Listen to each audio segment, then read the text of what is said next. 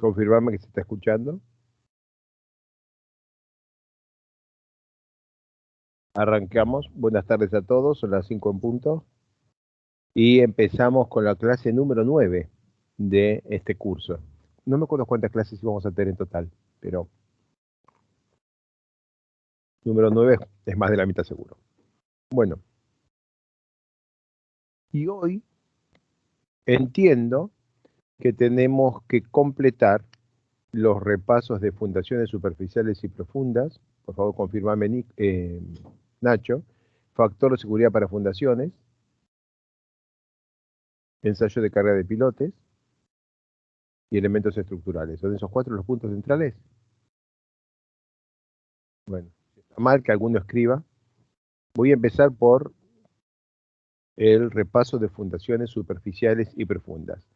Esto es una presentación que no es parte de un curso, no es, digamos, no tiene contenido de geomecánica computacional, es solamente para estar seguro que estamos todos en la misma página, el tema de las fundaciones, porque vamos a usar mucha jerga respecto de esto en el resto del curso y necesitamos que esto esté alineado. Entonces vamos a empezar a repasar. Hablamos de fundaciones superficiales y profundas cuando tenemos fundaciones en las cuales la carga va... Esto fue un error.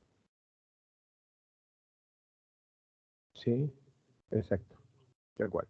Entonces, esta es una fundación superficial porque la carga se distribuye y se aplica al terreno en la base de la fundación, y esta es una fundación profunda porque la carga se distribuye por el fuste y por la punta. Eso es lo que distingue una fundación superficial de una profunda. No es la relación de lados, no es ninguna otra cosa que simplemente el hecho de que una fundación profunda distribuye carga por el perímetro lateral y por la punta, mientras que una fundación superficial solo distribuye carga por la base, o sea, por su plano inferior.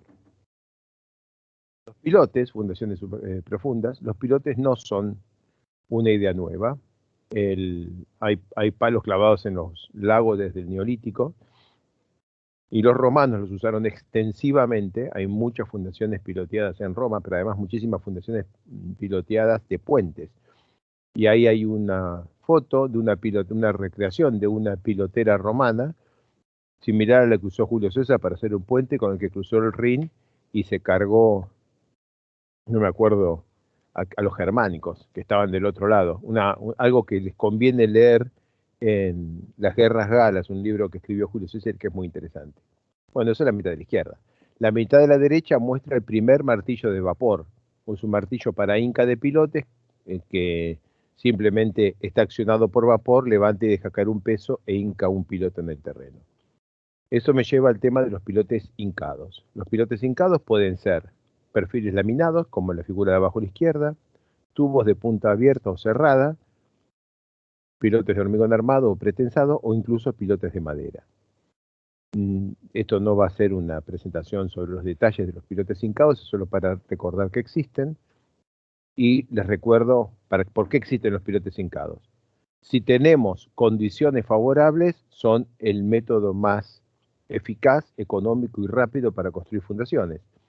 Por ejemplo, cuando tenemos muchos pilotes con cargas similares, como lo que se ve en la foto, cuando tenemos un suelo relativamente blando seguido por un suelo competente a una cota relativamente uniforme, entonces siempre tenemos pilotes de más o menos la misma longitud. En esos casos los pilotes hincados son imbatibles.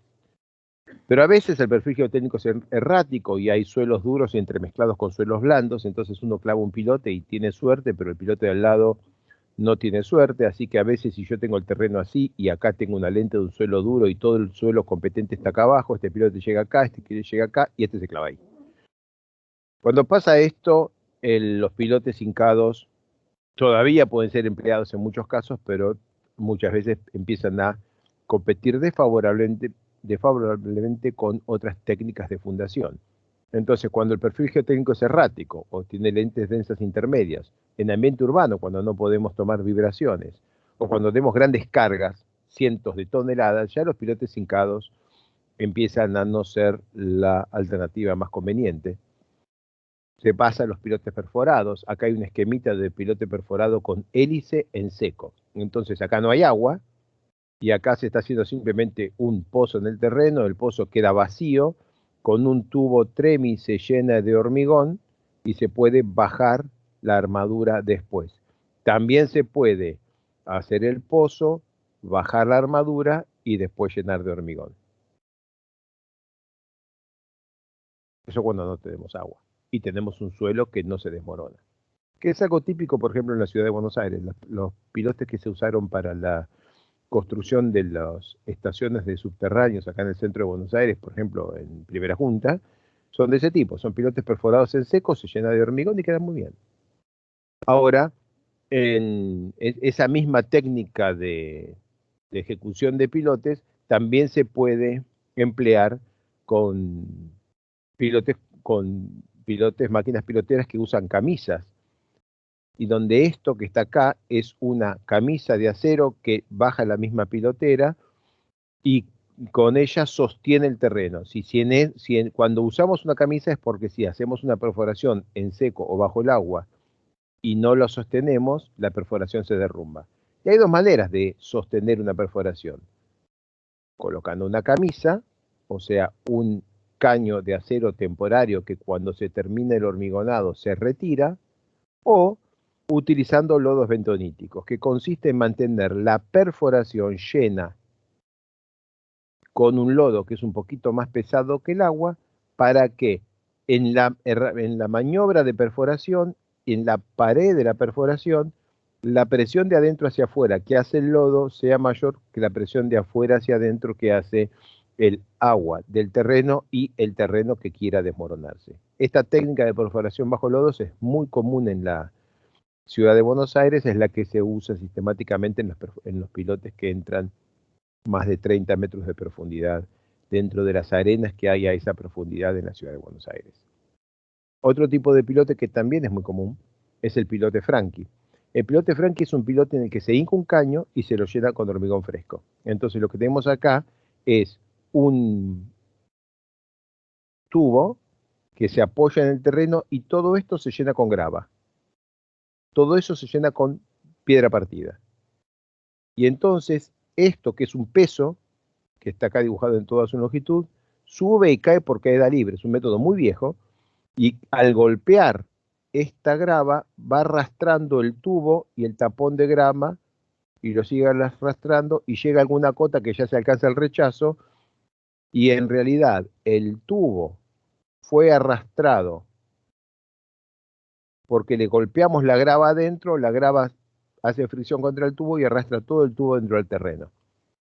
Después, la máquina eleva el tubo con gatos hidráulicos, eleva el tubo 1 metro o algo por el estilo, y con el tubo elevado se le aplica un golpe que hace que la grava que estaba dentro del tubo y que lo arrastró a su posición final, baje y forme un bulbo.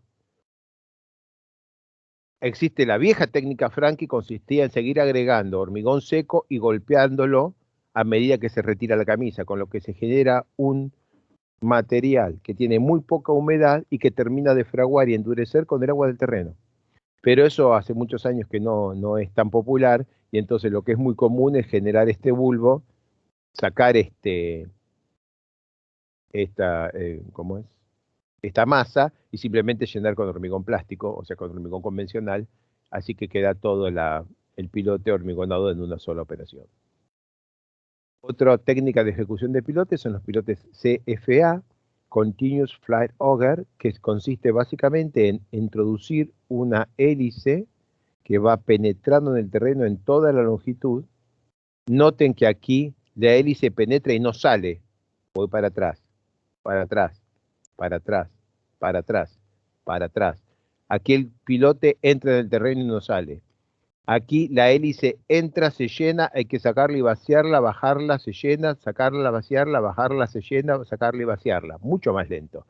Aquí vamos bajando la camisa y también esta hélice baja, se llena, se descarga, baja, se llena, se descarga relativamente lento. Acá lo mismo, el balde solo avanza una cierta cantidad y hay que vaciarlo afuera. Aquí no, aquí el pilote también es hincado. Esto baja y baja y baja hasta la cota, se levanta ligeramente como lo expliqué para sacar la grava de adentro del tubo y después se llena de un solo viaje con hormigón plástico. Así que esto tiene la eficacia de un pilote hincado. Y el pilote CFA también baja y baja y baja y baja y nunca sube. Y va sacando un poco de material, nótenlo acá, este montañita de tierra, una cantidad muy pequeña de material, relativamente poca, desplaza algo de material hacia los costados, extrae algo de material también, y queda la hélice metida hasta dentro de todo. Pero la hélice, la pongo en planta ahora, la hélice tiene un núcleo hueco. Por el núcleo hueco se baja hormigón y a medida que sube la hélice sin rotar, se va llenando el hueco que queda con hormigón.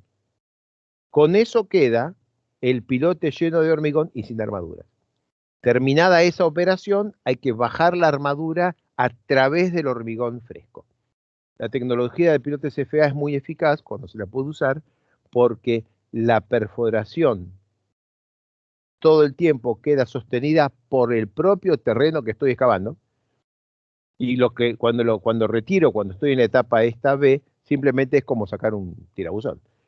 Por supuesto, si yo saco esto más rápido de lo que coloco hormigón, se me derrumba el pozo, se me produce una restricción, pero si lo hago adecuadamente, queda un pilote relativamente confiable. La operación de bajar la armadura exige que las armaduras estén pensadas para poder mandarlas a través del hormigón, con lo que tienen que ser armaduras seguramente soldadas, reforzadas y con un montón de fierro más que el que solo necesitaría desde el punto de vista del comportamiento del hormigón endurecido, o sea, del comportamiento como hormigón armado. Otro pilote interesante es el pilote perforado con desplazamiento, en el cual noten que esta herramienta que estoy mostrando acá tiene un sentido de la hélice aquí que es distinto del que está aquí, y es una hélice que tiene una ala muy pequeña y un eje muy grande. Esto se va enroscando en el terreno, necesitas una máquina muy poderosa, se va enroscando en el terreno y va empujando hacia afuera de manera progresiva el terreno, de manera que mueve el terreno hacia afuera casi como un piloto hincado, pero como va entrando por rotación, permite eventualmente atravesar alguna lente que un piloto hincado no podría. En general, si una lente para un piloto hincado, para uno de estos. Pero en todo caso, es también una técnica para lograr la mejora del terreno asociado al desplazar el terreno a medida que entra la herramienta con la que construimos el pilote, pero es un piloto hormigonado en situ, o sea que cuando terminamos de hacer la operación de hormigonado, el pilote queda en cota en el terreno, ¿no? En cambio, un piloto hincado te puede quedar 2, 3, 4, 5 metros arriba del terreno si te quedó con un rebote demasiado temprano. Un pilote que yo nunca usé, pero me resulta muy interesante, es el piloto spin fin, que tiene la pinta que se ve en esta foto. Tiene unas aletas inclinadas y acá arriba unas aletas verticales. Entonces, cuando se va clavando el piloto en el terreno, mientras lo vas hincando, va girando. Pero cuando llega a cota y el material que forma la punta del pilote termina de consolidarse y disipa las presiones de poros, todo el terreno que queda rodeando a la punta, o sea, rodeando al tubo y a las aletas, todo el terreno termina funcionando de una manera relativamente solidaria y la capacidad de punta del pilote termina siendo similar a la que tendría un pilote de este diámetro. O sea, es una manera de hacer un pilote de acero relativamente liviano y aprovechar la resistencia mecánica de la sección de acero, porque en la transferencia de la resistencia a la punta, al suelo de la punta, tenemos este efecto favorable. Aquí hay una comparación entre el comportamiento de un pilote spin fin y el comportamiento que habría que esperar en el mismo pilote si simplemente fuera un pilote perforado. Es interesante. En la ejecución de pilotes, la construcción, la calidad de la construcción es tan o más, y muchas veces más importante que el diseño. Aquí tiene un ejemplo de unos tomado de la FHWA. Este es un pilote construido de mala calidad y extraído después. Ahí se ven las armaduras a la vista. Y esto es de la misma publicación, un ejemplo de un pilote bien hechito, un pilote bien hecho. Este y este costaron lo mismo. Uno sirve y el otro no sirve. El terreno pudo haber sido el mismo. La calidad de construcción, la operación de la construcción de los pilotes es crítica para el éxito de del sistema de fundación. Después, estos pilotes son perforados, se hicieron para sostener los empujes laterales del terreno en una estación subterránea y también el peso de la losa y de la avenida que hay arriba. Estos pilotes están ligeramente inclinados. Lo traigo porque muestra que los pilotes perforados, incluso los de gran diámetro, pueden inclinarse un poquito. Y eso no es poco, ¿eh? Si yo salgo de acá e inclino solo 5% y tengo 20 metros, no sé cuánto es el 5% de 20 metros, pero parece ser 1 metro. Y si yo saco 1 metro de acá y 1 metro de acá, la luz de la viga debe ser 20 metros, es 18. Y 18 cuadrados es 324, 20 cuadrados es 400, tenemos un montón de economía en la losa por inclinar los pilotes. Acá en Argentina, que yo sepa, no se hizo nunca, en ninguna obra que yo participé se hizo, pero no es imposible de hacer. Bien, estos son los diferentes tipos de pilote, no hablo de bases, porque no hay nada que hablar de bases, un cuadrado de hormigón en el piso, ¿no? Vamos a hablar ahora sí de los estados límite de diseño, lo que es el diseño de fundaciones. Según Eurocódigo 7, el diseño de fundaciones requiere que se miren todos estos mecanismos. Pérdida de estabilidad general, que está representado ahí por un círculo de deslizamiento que abraza la base. Falla por capacidad portante, falla por deslizamiento, falla combinada en el terreno y en la estructura. Entonces, esto es la pérdida de estabilidad general. Esta es la pérdida de capacidad portante. Esta es la falla por deslizamiento. Y esta es la falla combinada, terreno-estructura. Bueno, y siguen para abajo los diferentes modos de fallas que se exige que tengamos en cuenta en el diseño de fundaciones. Para calcular la capacidad de carga de una fundación, para calcular la carga última de una fundación de este tipo, la primera de las fórmulas es la fórmula de capacidad de carga de Terzaghi, que se basó en el desarrollo de Prandtl para la indentación de aceros, para los ensayos de dureza de aceros. Prandtl, en el año 10 o una cosa por el estilo, dedujo la ecuación de plasticidad para el caso de cohesión distinta de cero, phi igual 0 y sin peso unitario. Terzaghi la aplicó de manera directa a las sillas no drenadas, pero se dio cuenta que no podía extender esta fórmula, la fórmula de Prandtl, que es una fórmula elegante de la teoría de plasticidad, no se puede calcular para un material que tenga cohesión y fricción y peso propio y tensiones exteriores. Entonces postuló algo imposible de creer, que es que la capacidad total de una fundación es la suma de la contribución de 3 mecanismos de fallas que son diferentes e incompatibles entre sí. La fórmula trinómica de Terzaghi, acá la pongo.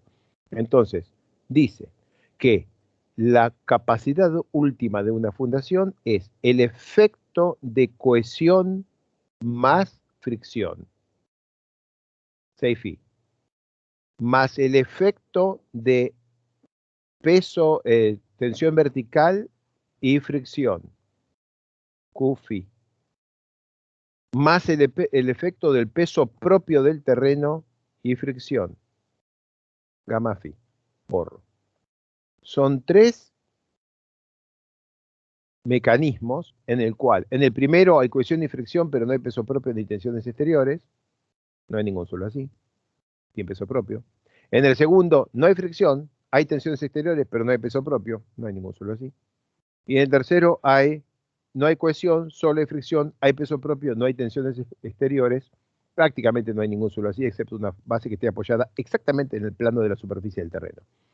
Bueno, quiere decir que no, pero la suma de estas 3 cosas termina dando una expresión que sobreestima claramente la capacidad de carga y por eso se la usa asociada a factores de seguridad del orden de 3. No es de 3 para estar 3 veces seguro, es porque esto da como 50% más que la carga última real, así que para estar 2 veces seguro, o 1,8 o 2,1, le ponemos un 3. Y todas estas fórmulas ignoran que el suelo reduce su volumen cuando lo cargas, cuando aumentás las tensiones acá abajo, esto reduce su volumen, de manera que el mecanismo no está tan perfectamente idealizado por la teoría de plasticidad asociativa, y entonces todas las fórmulas trinómicas sobreestiman la capacidad de carga última de las fundaciones. Entonces ahí tenemos una foto que muestra que el mecanismo está arrancando, pero estamos muy lejos de haber desarrollado esto. Y ya esto se asentó todo esto. Ya se hundió en serio. Y ahora que se hundió todo eso, esto ya se manifestó, esto que debió haber estado, voy para atrás, esto que debió haber estado así de inclinado, en este caso manifestado así, y no se llega a ver el desarrollo de toda esta parte, ni la vamos a llegar a ver, a pesar de que aquí, en este ensayito, esa basecita se indentó ya todo su ancho. O sea, el asentamiento que esa base tuvo en ese momento del ensayo es igual a su ancho. Una base de 2 metros que ya se hundió 2 metros y todavía no alcanzó las condiciones de la fórmula de capacidad de carga. Así que es una cota superior la fórmula de capacidad de carga trinómica para fundaciones. Entonces, en general, tenemos una zona en la que tenemos la presión de contacto y el tamaño de la fundación, y tenemos una zona en lo que controla la carga última, o sea, que se hunda la base en el terreno, estado límite último, y una muy amplia zona donde lo que controla es el asentamiento máximo. Entonces, por ejemplo, en este caso, mucha gente diría, antes de haber llegado a la carga que ahí se alcanzó en ese dibujo, con toda probabilidad, ya la base salió de servicio por un asentamiento excesivo, intolerable para la superestructura. Y esto nos lleva a la reflexión respecto de qué es la presión de contacto tolerable para una estructura, o admisible. En inglés, la palabra capacity está mal, es la presión de contacto admisible o tolerable para una estructura. Supongamos que sea esta. Bien, para una fundación así, estás aceptando una cierta cantidad de asentamiento.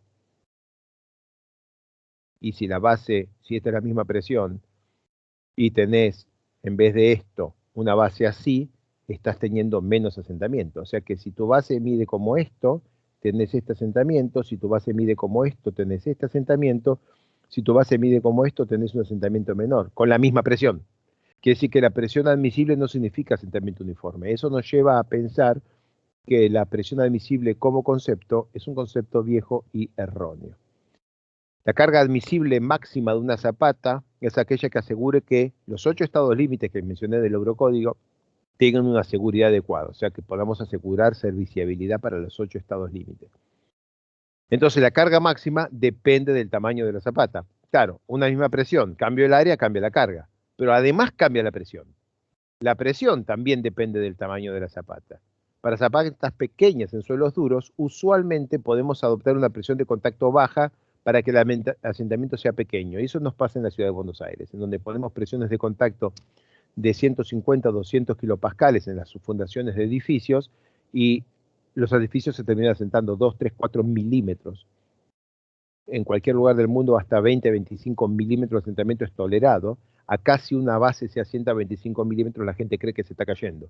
Y no, para nada, es dentro de lo perfectamente tolerado, pero en nuestra ciudad, donde tenemos afortunadamente buenos suelos en superficie, no estamos acostumbrados a eso. Entonces acá nosotros usamos presiones de contacto mucho más bajas de las que el terreno toleraría para asegurarnos asentamientos mucho más bajos que los que son normales en otros lugares del mundo. Y entonces, ¿qué hacemos? Bueno, ponemos una presión de contacto de 150 o 200 kilopascales, la misma para todas las bases de un edificio, lo mandamos a calcular, la gente calcula todas las bases del edificio con ese valor, y algunas bases más grandes se asientan 5 milímetros, las bases más chicas se asientan 2, pero la diferencia entre 5 y 2, que es 3 milímetros, no hay nadie que lo note en ningún edificio convencional, y todo el mundo cree que todo se asentó 0, y ahí vamos por la vida. La presión de trabajo, entonces, en realidad depende del tamaño de la zapata, la presión de trabajo para que logremos un mismo asentamiento. Cuando los asentamientos son muy chiquititos, Entonces, aunque es incorrecto usar la misma presión de contacto para todas las bases, lo hacemos con mucha frecuencia, se usa en el 99% de los casos de los edificios en nuestra zona de trabajo, y entonces analizamos la zapata más cargada, verificamos los estados límites para la zapata, dividimos la carga por el área, presión admisible, es la más chica de las presiones admisibles y me va a dar un asentamiento pequeño, y usamos alegremente esa presión admisible en todas las demás bases y nos va a dar un asentamiento aún menor. Y ahí vamos felices, el dueño de la obra paga un poquito más de hormigón y ese es el procedimiento que estamos acostumbrados. El asunto es que ahora dejemos a las zapatas en su carga última y metámonos con los pilotes. Entonces, en la capacidad de carga última de los pilotes, estamos haciendo un claro abuso de la fórmula trinómica, porque aquí abajo, la fórmula trinómica ya se extiende a algo con esta forma, así de grande terminan siendo las espirales. Y entonces, si miramos las diferentes teorías para calcular la capacidad de punta de pilotes, vamos a encontrar que para un mismo ángulo de fricción interna, por ejemplo la teoría más conservadora dice que la capacidad última es 60 veces la presión vertical en la punta del pilote, la presión vertical del terreno en la punta del pilote, y la teoría más agresiva dice que la capacidad de punta es 380 veces la presión en la punta, la presión vertical en el terreno en la punta del pilote. Entre 60 y 386 veces. Es evidente que algo está muy mal si diferentes personas llegan a diferencias de 6 veces en los resultados. Esto es el abuso del concepto de la fórmula trinómica a un rango de trabajo en el cual el hecho de asumir que el suelo no disminuye su volumen y que desarrolla plasticidad asociativa es atroz. Incluso pasa que si yo cambio el ángulo de fricción interna solo 2 grados, para una, por ejemplo, de la fórmula de Mayer of Bridge-Hansen, que son las que más usamos, solo cambiar 2 grados el ángulo de fricción interna nos cambia de 150 veces a 210 veces, o sea, estamos hablando de un 25% más de capacidad, y nadie está muy seguro si el phi de una arena, si el ángulo de fricción interna de una arena es 35 o 37. En ese rango no sabemos si la diferencia es 60% o 50%, es demasiado, y esto está todo basado en un problema inicial que es las fórmulas de capacidad de carga para pilotes, en la punta de pilotes, andan mal porque se basan en el concepto de que el suelo es un material elastoplástico perfecto con plasticidad asociativa. Y hace falta eso para tener una ecuación analítica para la forma de la espiral logarítmica que dice que NQ es igual a E a la pi tangente de phi tangente cuadrado de 45 más phi sobre 2. Esta ecuación, que está acá, es el resultado de haber asumido plasticidad asociativa, o sea, haber asumido que en este punto hay un ángulo de fricción interna que está inclinado phi respecto a la normal, lo que permite que todo pase por acá, ¿te acuerdas, no? Pero además, por ser plasticidad asociativa, estamos diciendo que si yo tiro el radio acá, esto también se inclina phi, y lo necesito porque yo necesito que cuando produzca un desplazamiento se abra para poder desarrollar la espiral. ¿Y cuánto se tiene que abrir? Phi. Entonces, esta cosa no es casualidad, es por haber usado plasticidad asociativa, que les hago acordar, es phi igual psi. No está hecha la integración para phi distinto de psi, eso ya es numérico, lo vamos a hacer nosotros con nuestros modelos numéricos, pero analíticamente vamos a caer acá. O sea que podemos tener una arena densa o una arena suelta, y la arena suelta va a tener un comportamiento así, y sabemos que no va a contraer, que no va a dilatar, que va a contraer pero no va a dilatar. Pero cuando en una arena suelta pongamos phi igual 30 grados para calcular la fórmula de capacidad de carga y lo metamos aquí, esto va a calcular como si el ángulo de dilatancia fuera 30 grados. ¿Mala cosa en una base? Cierto, pero, voy para atrás, en una base es cierto que es mala cosa, pero eso solamente significa que este suelo, que está muy cerca de la superficie, sube un poco más. No hay ningún otro impacto. En cambio, en un pilote, voy para atrás, significa que todo esto aumenta su volumen y todo este pedazo de planeta tiene que subir. Y ahí es donde viene la grosera sobreestimación de capacidad de carga de algunas de las fórmulas de capacidad de carga. Entonces, suelo elastoplástico perfecto con plasticidad asociativa, espiral logarítmica, el suelo dilata muchísimo, esto, sea suelto o denso, ignora la compresión volumétrica, o sea, la reducción de volumen del suelo que está bajo la punta del pilote, y adopta un ángulo de fricción interna constante que puede ser muy alto, a pesar de que estamos en un rango en el cual las tensiones bajo la punta de un pilote pueden ser enormes. Recuerden la no linealidad del ángulo de fricción interna respecto de la presión y de la relación de vacíos. Y les traigo este ejemplo. ¿Se acuerdan de la ecuación de Bolton, que está acá? Y que hicimos una clase hace 3 o 4 clases. Entonces, imaginemos, para traerles este ejemplo, imaginemos que entramos en un material, estamos haciendo un pilote en una arena que tiene un pilote de 40 metros de profundidad en una arena que tiene 75% de densidad relativa. Con 40% de 75% de densidad relativa, que es la línea, lo hice de vuelta, con 75% de densidad relativa, que es la línea inclinada, y con la presión efectiva que corresponde a los 40 metros de profundidad, vengo acá y tengo 6 grados de dilatancia, más 32 grados de phi crítico, 38 grados.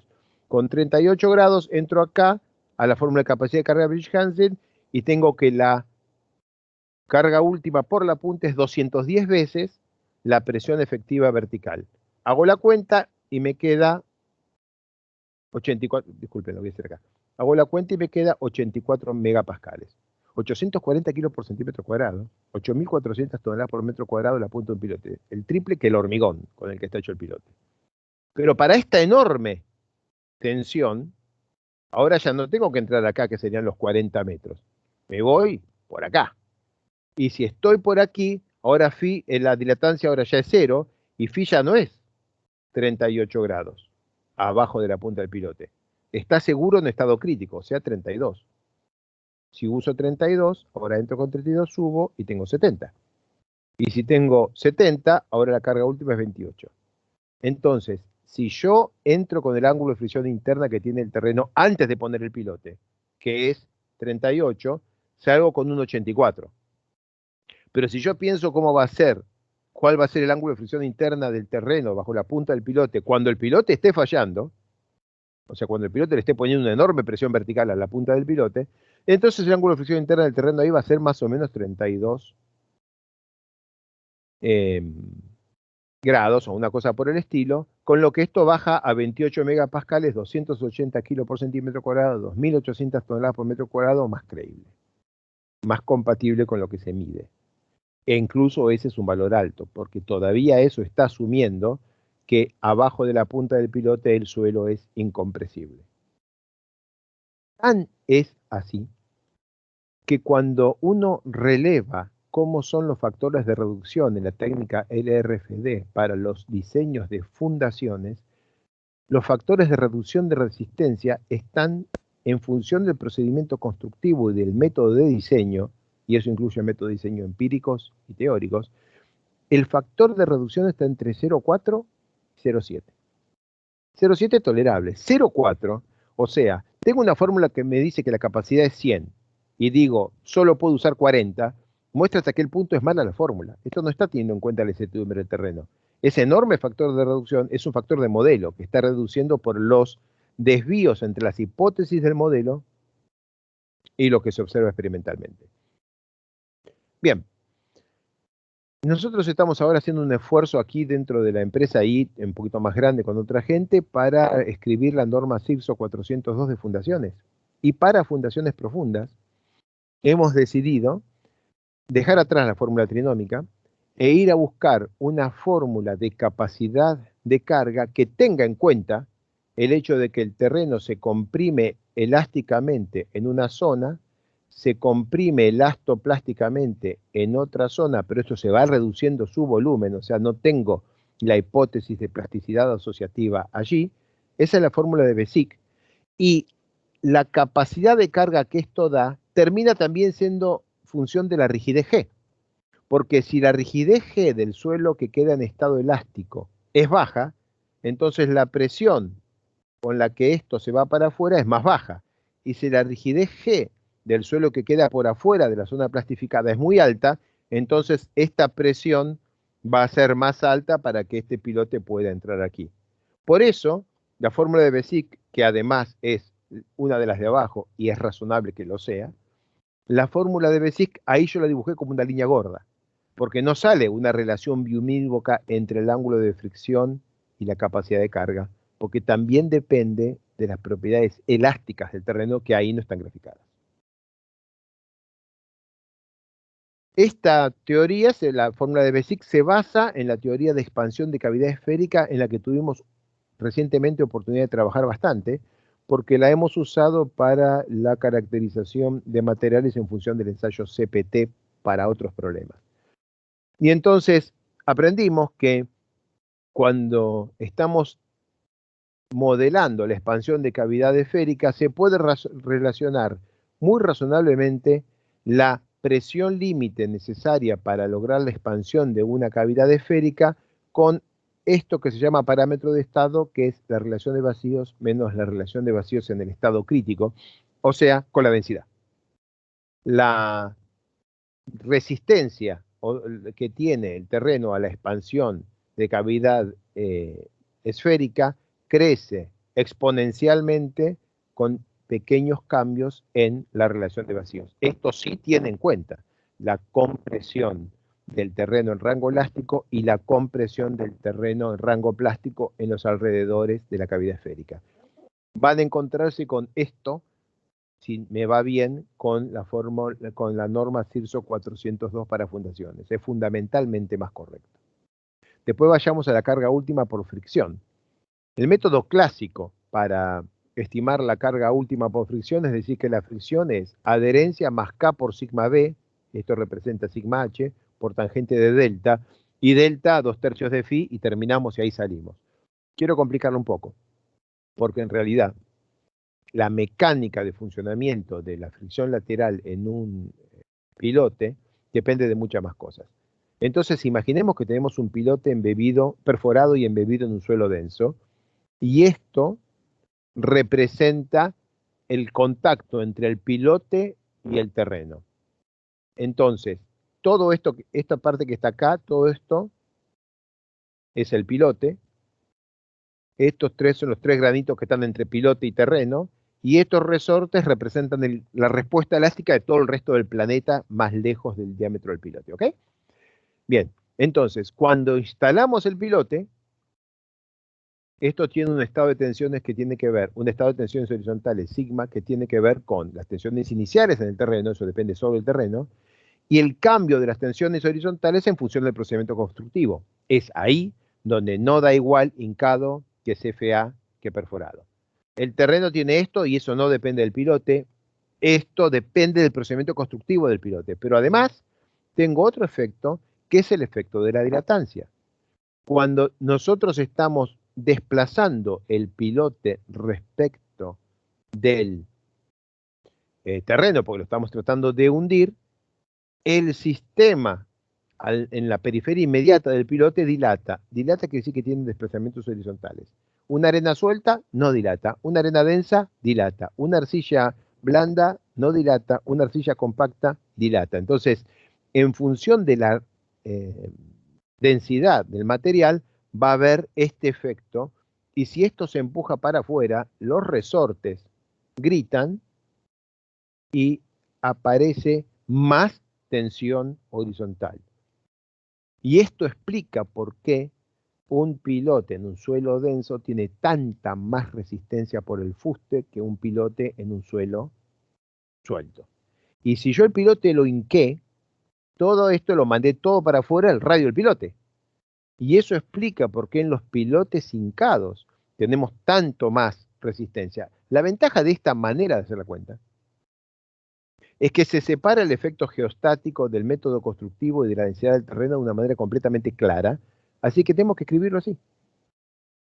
Y no es sigma H, bueno, sigma H va a ser K sub 0 por sigma B, pero este depende del procedimiento constructivo y no es un K por nada, no es el K de nadie, es otra cosa. Y esto depende de la dilatancia y otra vez no es ningún coeficiente K por la presión vertical, es otra cosa.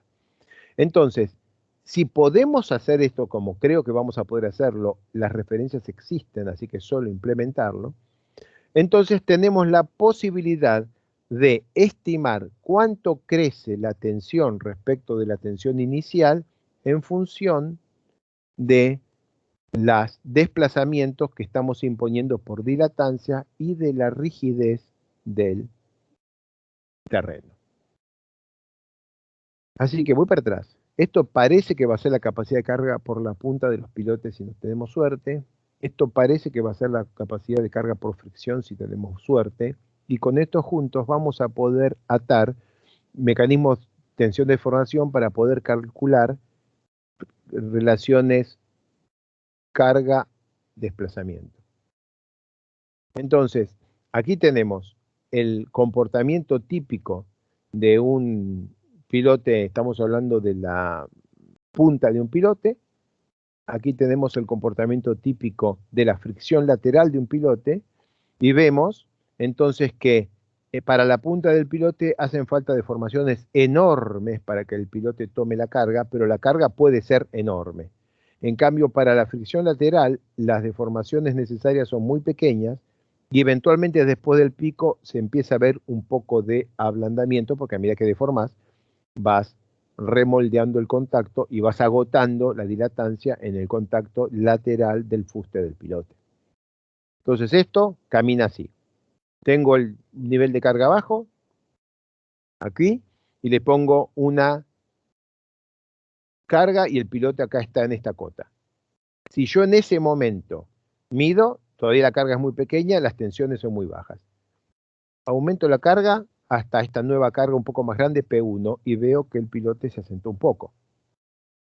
En ese momento, esta es la distribución de esfuerzo normal en el pilote. Obviamente, toda la parte del piloto que está fuera de la Tierra tiene normal constante, igual a P1, eso es claro. Pero después, de aquí para abajo, en solo esta altura, la fricción mata a P1, y de ahí para abajo, toda esta parte del pilote no tiene ninguna compresión. Si aumento de P1 a P2 a P3, entonces ahora, por supuesto, toda la parte que todavía está fuera del pilote, del terreno, sigue con compresión constante, y después esto es el efecto de la fricción. Noten que acá la reducción de fricción es muy chica porque la fricción es menor arriba que abajo, y acá esto es más pronunciado. Y otra vez llegamos a la punta, pero ahora veo que la punta ya tiene un poquito de carga. Sigo aumentando, y para cuando alcanzo la carga última, tengo, por supuesto, carga constante afuera del suelo, y en el terreno básicamente fricción que va reduciendo la carga, y tengo carga última por la punta y carga última por fricción. Pero miren lo que se asentó en el camino. En ese proceso, seguramente voy a usar un coeficiente de seguridad de por lo menos 2 para el pilote. Si esta es la carga última y el coeficiente de seguridad es por lo menos 2, P sub 2 sería un buen ejemplo conceptual de la carga de servicio. Y si voy a mirar P sub 2, veo que en servicio la punta de los pilotes no trabaja. En la ciudad de Buenos Aires por lo menos es muy común ver que los pilotes se hacen mal. Se perfora el terreno, se ponen con lodo bentonítico, que se supone que tiene que estar bien limpio, desarenado y sacar todo el material producto de la perforación. En general eso no se hace tan bien. Se baja armadura, que tendría que uno bajar la armadura rápidamente y enseguida llenar con hormigón. Se pierde hasta la noche, hasta que ven el camión de hormigón que llena 3 pilotes a la vez, el que hice a la mañana, el que hice a la tarde y el que acabo de terminar. Entonces te puede quedar 2, 5, 10 centímetros de barro en la punta de los pilotes. Y no pasa nada. Claro, no pasa nada porque la mayoría de los pilotos en la ciudad de Buenos Aires tienen una relación entre fuste y punta tal que en servicio a la punta nunca llega nada, en todos los edificios. Ahora, hay veces que estás haciendo una obra distinta, como un viaducto, como un puente o algo por el estilo, y entonces en la punta del piloto tenés el 70% de la carga total. Si en la punta del pilote diseñaste para que la punta tenga el 70% de la carga total, te aseguro que en servicio algo llega a la punta.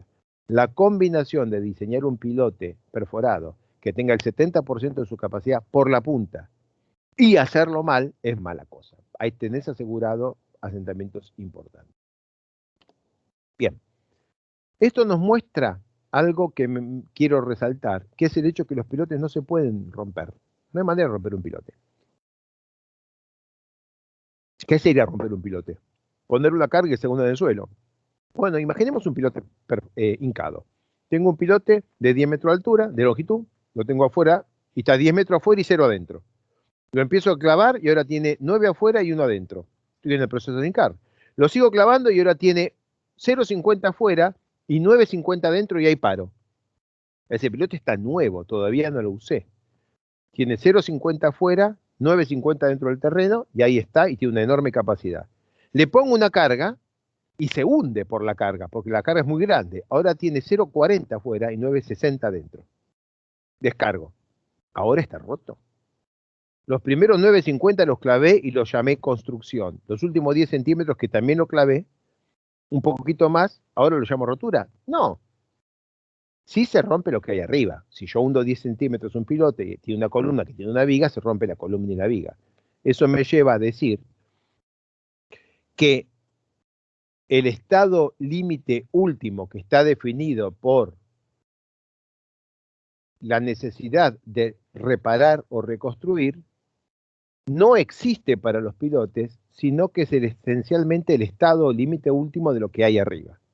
Otro ingrediente para el CIGSO 402, que no sé cómo va a funcionar, que consiste en tener la capacidad de calcular la curva carga-desplazamiento que depende del procedimiento constructivo del suelo, diámetro y longitud del pilote, porque le quiero informar al ingeniero estructuralista, esta es tu curva carga-desplazamiento. Si vos estás calculando un cartel publicitario, podés tener un asentamiento de 50 milímetros, podés tomar esto. Si estás calculando una central nuclear, podés tener esto y tenés que tomar esto. Porque lo que controla la carga de servicio de un pilote es lo que tiene arriba, no el pilote. El pilote no se rompe, solamente se mete un poquito más en el terreno y sigue creciendo y creciendo. De paso les muestro ese dibujo, que lo tengo acá para mostrar que el procedimiento constructivo de un pilote controla su respuesta, controla cómo se va a portar. Esto es un ensayo hecho en Bolivia, en Santa Cruz de la Tierra, por Incotec, una empresa de la cual Mario Terceros Herrera es el gerente. Terceros, 2017, y el tipo, un amigo, construyó muchos pilotes, pero acá mostramos 3. Construyó 3 pilotes, uno perforado de 620 milímetros de diámetro, después otro CFA, el del tirabuzón, de 450 milímetros de diámetro, y después el de desplazamiento, aquel que tenía esta forma y tenía la hélice para acá y arriba la hélice para el otro lado, perforado con desplazamiento. También de 450 milímetros de lado, uno al lado del otro, del mismo suelo y de la misma longitud. ¿Cuál fue el que resistió más? ¿El de 620 o los de 450? El de 620 milímetros, pero perforado, que no movilizó el terreno hacia afuera y que pudo haber quedado con defectos en la punta, tuvo la curva carga-desplazamiento que se ve acá. El CFA tuvo la curva carga-desplazamiento que se ve acá y se ve que al comienzo todos se ven iguales, pero enseguidita se nota una diferencia importante entre uno y otro. Y miren lo que es el pilote de desplazamiento. Son 3 pilotes hormigonados in situ. En el primero se hace un agujero y se llena el agujero con hormigón. En el segundo se hace un agujero con una mecha y se llena de hormigón mientras se saca la mecha. Y en el tercero se hace un agujero con un tirabuzón gordo que mueve el suelo para afuera y se llena de hormigón después de haber desplazado el suelo para afuera. Miren las curvas.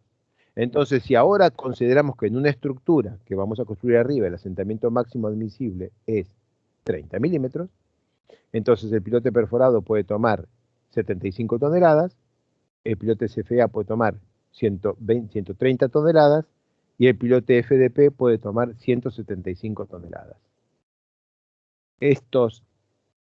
Este requiere una máquina con más torque que esta y esta máquina requiere más torque que esta, pero estos dos utilizan la misma cantidad de hormigón porque tienen el mismo diámetro. Este utiliza más hormigón y esas son las curvas de respuesta. En todos casos, quiero en todos los casos quiero mostrar que esto sigue creciendo y creciendo y no hay un valor vertical claro que podamos decir que es la carga última del pilote. Escucho, hay una pregunta. Sí, la pregunta es ¿cómo determinó la carga de rotura, digamos? ¿Cómo lo hizo en este caso? Sí. Rompió los pilotes. Se rompió O sea, estos son ensayos de cargas reales y hay muchos más. Bajen los procedimientos del Congreso de Fundaciones Profundas de Bolivia. Rompió unos cuantos pilotos, gastó un montón de guita. Puso pilotos de diferentes tipos con diferentes tecnologías perfectamente instrumentados, le metió las cargas y lo rompió y nos dio toda esta información a todos nosotros. En Argentina no tenemos nada parecido a lo que hizo este hombre. Y por lo cual merece todo el crédito y por eso le estoy dedicando a este asunto, porque además nos enseña mucho, ¿no? Acá estamos viendo 3 pilotes en el mismo suelo de la misma longitud, vemos que el de más diámetro es el que menos resiste y esto está experimentalmente medido. Esto no es el resultado de un cálculo ni de un modelo, esto es un ensayo. Bien, si seguimos con lo que estamos proponiendo para el reglamento CIRSO 402 y tenemos éxito, esperamos tener la capacidad, esto es un beta, es una prueba, esperamos tener la capacidad de entregar una curva carga-desplazamiento que va a ser función del suelo, del hormigón, del procedimiento constructivo, de la densidad del terreno. Vamos a ver cómo nos sale, eso lo veremos más adelante. Se va a ver así, es todo código, claramente, no hay otra manera, y esperamos poder fabricar una app, una aplicación, como porque si no, si tiramos estas fórmulas en seco, probablemente la norma no tenga tanto éxito como nosotros esperamos. Bien, esto fue repaso, vuelo de pájaro sobre fundaciones de superficiales, doble una palabra, profundas. Factor de seguridad de fundaciones lo tengo, ya lo dije, ¿no? Ya lo presenté, me parece. ¿Sí? ¿Se acuerdan de esto? Sí, me dijeron que sí. Ensayo de carga de pilotes, ese va, ahí va. Ensayo de carga de pilotes. ¿Qué es un ensayo de carga de pilotes? Bueno, esto es un viejo ensayo de carga de pilotes, todavía se hacen así a veces. Es un ensayo de carga estático, en el cual con una cierta norma y a lo largo de un día o dos, se va aumentando la carga de un pilote y se mide la curva carga de desplazamiento. Podríamos decir que medimos porque tengo que poner esto y esto, delta P, podemos decir que ponemos la carga hasta que el pilote se hunde. Pero como les expliqué, tal cosa no es fácil de definir porque sigue creciendo y creciendo y creciendo. No hay ningún punto en el que sea claro que se hundió. Entonces, típicamente se elige un desplazamiento total en la cabeza o un desplazamiento plástico en la cabeza. Se mide la pendiente inicial, se tiran acá, por ejemplo, 50 milímetros y se tira hasta acá. Lo voy a hacer de vuelta. Uy, qué tonto estuve. Necesito todo de vuelta. Quería borrar un pedacito y borré todo. Entonces tengo esto, mido esta pendiente inicial, pongo acá 50 milímetros, por ejemplo, tiro la pendiente, y cuando la curva va creciendo, cuando corta esta, digo, esta es la carga última del piloto. Completamente convencional. Para elegir un número. Pero en principio lo que nos interesa es poder mirar la curva carga de desplazamiento de un pilote. Lo puedo hacer con ensayo estático. Lo puedo hacer con ensayo pseudoestático. En el ensayo pseudoestático, básicamente tenemos una cosa que pesa más o menos el 5% de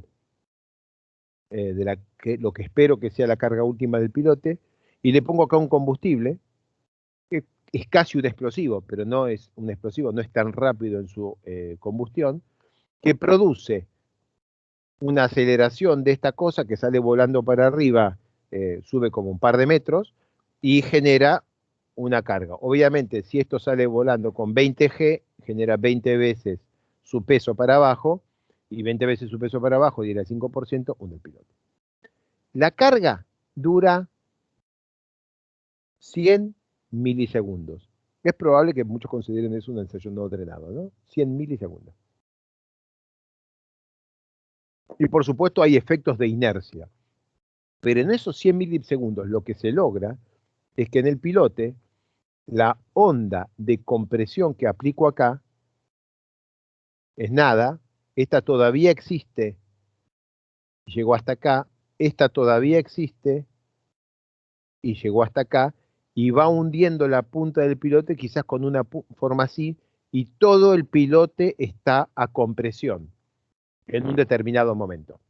Claro, la masa del pilote hay que acelerar, la masa por la aceleración hay que descontarlo, y eso se hace con una manera que está relativamente bien entendida a partir de el punto de inversión. En ese momento, esto es la curva carga-descarga, que es dinámica, pero en este instante, cuando terminó ahí y volvió para atrás, en ese punto está quieto. Y en ese punto que está quieto tengo atado un punto que tiene el pilote acá en carga y quieto.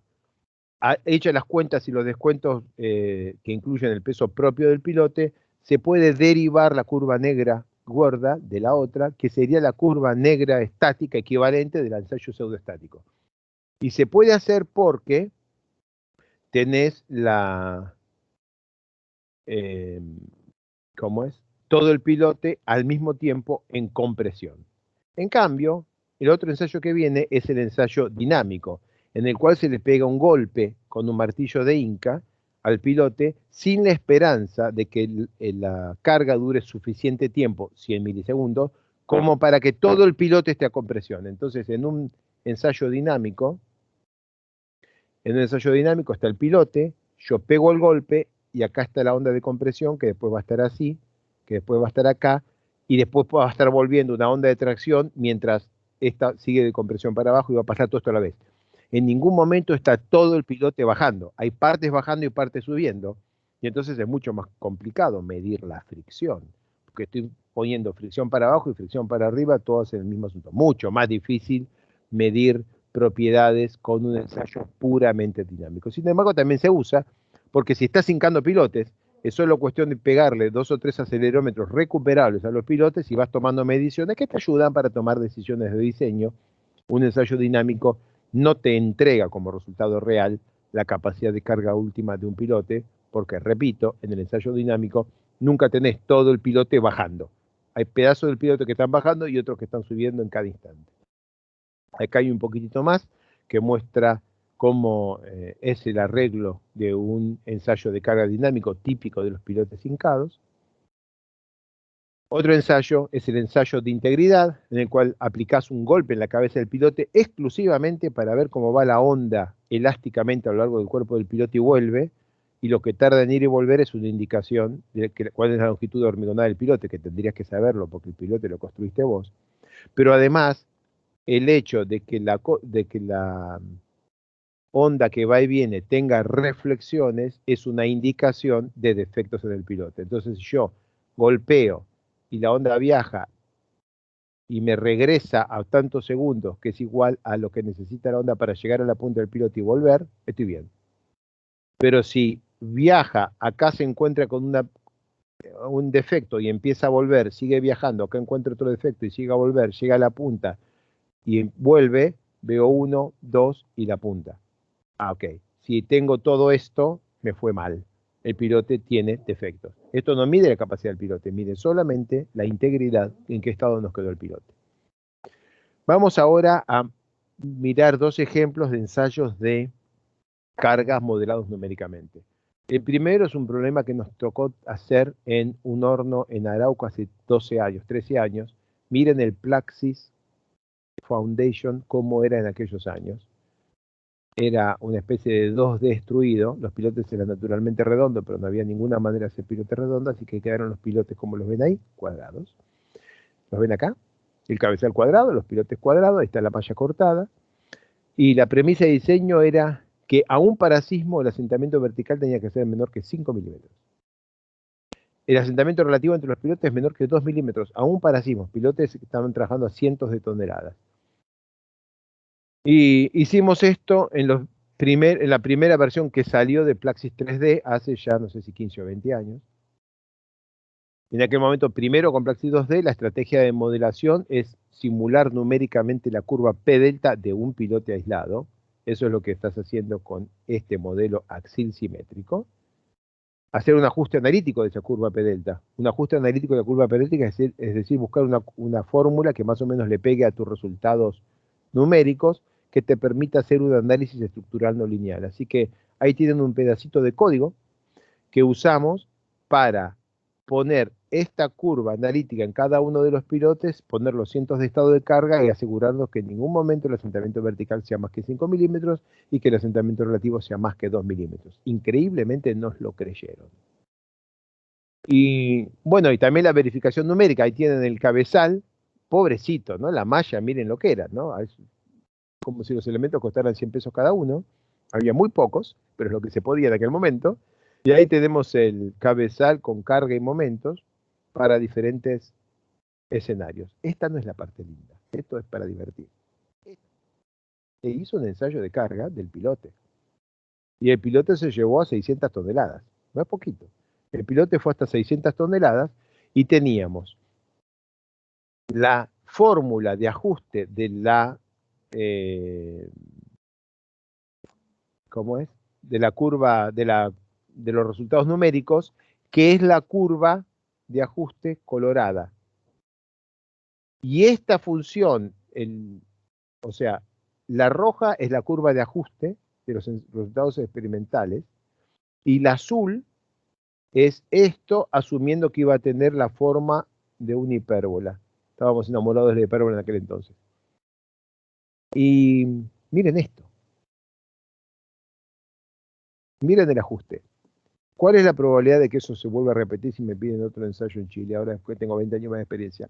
Cero. La probabilidad de pegarle a un ensayo de esta manera es cero. Pero lo interesante de esto es que primero hicimos el resultado, se diseñó, se construyó, se ensayó y ya estaba entregado. O sea, no es que la dibujamos, porque dibujarla es facilísimo. El problema es hacer la predicción antes, ¿no? Un enorme éxito en aquellos años, pero por supuesto asignado a lo único que justifica los éxitos en geotécnica, que es la casualidad. Y anduvo muy bien. Otro ejemplo, para unos pilotes muy grandes que se hicieron para instalar un chancador arriba de un botadero, fue con la celda Österberg. La celda Österberg es una manera de hacer ensayos en la cual pones un gato acá cerca de la punta del pilote que hace fuerza hacia abajo contra la punta y fuerza hacia arriba dando vuelta a la fricción. Entonces no necesitas un equipo exterior, no necesitas elementos de reacción, ni anclajes ni pilotes de reacción, porque esto está ocurriendo en la punta, acción y reacción. La punta va para abajo, la fricción va para arriba, creyendo que la fricción para arriba va a ser igual a la fricción para abajo. Cuando hacemos que el gato aquí abajo tome 100 toneladas, sabemos que esas 100 toneladas las tenemos para abajo en la punta y para arriba en la presión, que sí que en la fricción, que sí que el pilote va a tomar 200 toneladas. Ese es el principio de funcionamiento. Y esto es la modelización de la curva carga desplazamiento de punta de fricción y la suma de un pilote con celda Österberg. Esto es algo que también se puede hacer. ¿Por qué nos interesa tanto? Porque cuando estemos haciendo la norma de fundaciones nos vamos a encontrar que tenemos muy pocos ensayos de carga reales en la Argentina. Así que mucha de la calibración de las fórmulas que estemos usando va a ser los pocos ensayos reales los usaremos para calibrar modelos numéricos. Y esos modelos numéricos calibrados le cambiaremos diámetro, longitud, velocidad de carga, 1000 cosas, para extrapolar dentro de la zona de confort de cada uno de los ensayos reales que tengamos y poder ir a hacer un poco más de generalidad para poder validar nuestras fórmulas y métodos de diseño. Ahí tenemos entonces, miren la malla, cómo tiene que ser la malla para tener alguna esperanza de poder predecir la curva carga-desplazamiento, y les quiero llamar la atención respecto de cómo da la curva carga-desplazamiento, que es la línea colorada y verde. Ese es el resultado de una curva carga-desplazamiento hecha por métodos numéricos, y la curva esta es el resultado de la predicción analítica que también se basa en la fórmula trinómica. Noten que el hecho de que el suelo debajo de la punta del pilote reduzca su volumen cambia muy notoriamente la rigidez en la zona, en el rango de servicio. O sea, cuando uno solo usa la fórmula trinómica, tiende a sobreestimar muy seriamente la rigidez del pilote. Siguiendo con los ensayos de carga, acá tengo un ejemplo muy lindo de un ensayo de carga lateral en pilotes que hizo Larrague en el 2000, antes, 1998, yo participé en aquel entonces.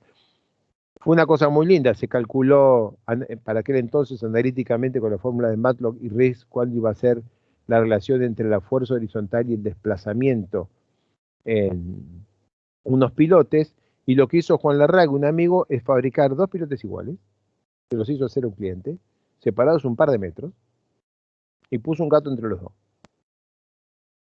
Lindo, muy lindo. Y nos pusimos a calibrar lo que podría ser la curva carga-asentamiento con diferentes análisis. Y acá tenemos cómo se respondió uno de los pilotes y cómo respondió el otro de los pilotes. Estamos hablando de 2 pilotes que estaban separados 1 metro, con un gato en el medio, los 2 pilotes idénticos, un gato en el medio que los separaba entre sí. O sea, no podían ser más idénticos uno del otro. Sin embargo, para una carga de 100 kilonewton, uno de los pilotes se movió 6 centímetros y el otro 10. Esto nos alerta, nos recuerda cómo son las incertidumbres traídas por el propio terreno. Esto no es un método de cálculo, son 2 pilotes efectivamente construidos. Esto no es un modelo. Y estaban uno a 1,5 metros del otro. Se hace el mismo suelo. Hace fuerza horizontal y uno se mueve 6 centímetros y el otro 10 para la misma carga. 6 a 10 es casi el doble. Y es un buen ejemplo de que hay una cantidad de incertidumbres asociadas a las predicciones en geotecnia que es inherente al hecho de que los suelos y las rocas son materiales naturales no hechos por el hombre y tienen este nivel de incertidumbre basal mínimo siempre.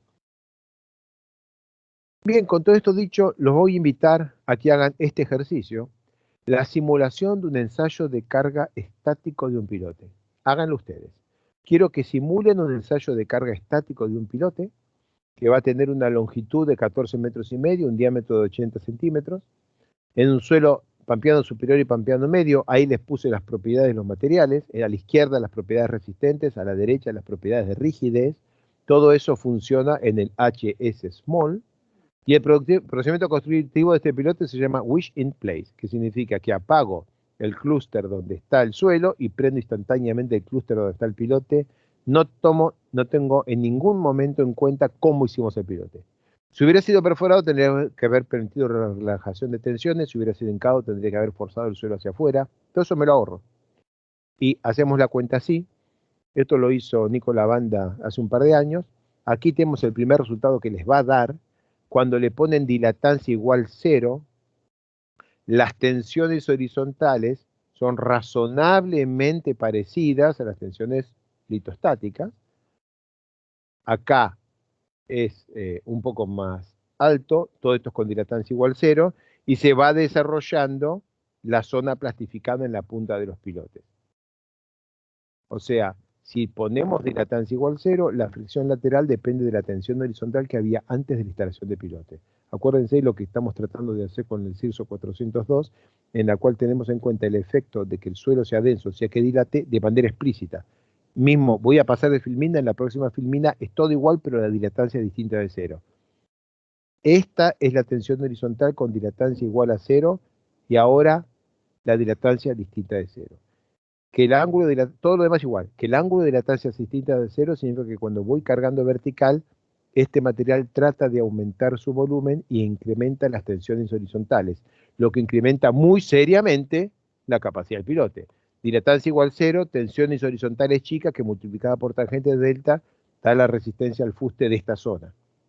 Dilatancia mayor que 0, tensiones horizontales mucho más grandes que multiplicado por la tangente de delta da la mayor resistencia al fuste de esta zona. Y esas son las curvas P delta de este caso. Hasta acá da lo mismo, acá se prende la plasticidad, sin dilatancia, con dilatancia, se dan cuenta que la diferencia es enorme y más vale que si vamos a poner en la norma que hay un efecto de la dilatancia, lo pongamos de manera prudente y fácil de calcular, porque si no vamos a terminar con pilotes que van a resistir infinito. Después de ese ejercicio les voy a pedir que hagan este milagro. Esto nosotros no lo hemos hecho todavía, así que ojalá alguno de ustedes lo logre. ¿Qué es? Mismo suelo, invéntense el suelo, no me interesa, aunque lo pueden bajar del Congreso de Fundaciones Profundas de Bolivia. Mismo pilote en cuanto a longitud, diferentes diámetros. ¿Cómo logramos simular esos 3 comportamientos tan diferentes que solo dependen del procedimiento constructivo? Obviamente acá no sirve poner Wish in Place. Wish in Place va a dar el mismo para los 3. Acá hay que pelarse. Hay que ver cómo lo resuelven. Y es un lindo desafío que les dejo a ustedes. Alguno la va a pegar y entonces vamos a tener lindas filminas en la próxima edición de este curso. Por ahora no lo tenemos hecho, así que esto quedó como ejercicio para ustedes. Entiendo que están trabajando en el TP de fundaciones. Antes de dejarle la palabra, estoy con mucho tiempo. Antes de dejarle la palabra a Mauro, voy a presentarles el tema de los elementos estructurales, que en este momento no lo estamos necesitando, pero inmediatamente después los vamos a necesitar. ¿Cómo es? Para que sepan lo que viene, la semana que viene vamos a estar hablando de estructuras de contención, con algunos ejemplos. Entonces, hoy vamos a hablar de elementos estructurales, y quiero ir despacio con esto, porque esto es lo que vamos a necesitar en todo lo que sigue para los problemas de interacción terreno-estructura. Mauro, entiendo que tenemos un montón de trabajo práctico por delante, ¿no? Acabo de tirarle 2 ejercicios más y están con el medio del TP de la base.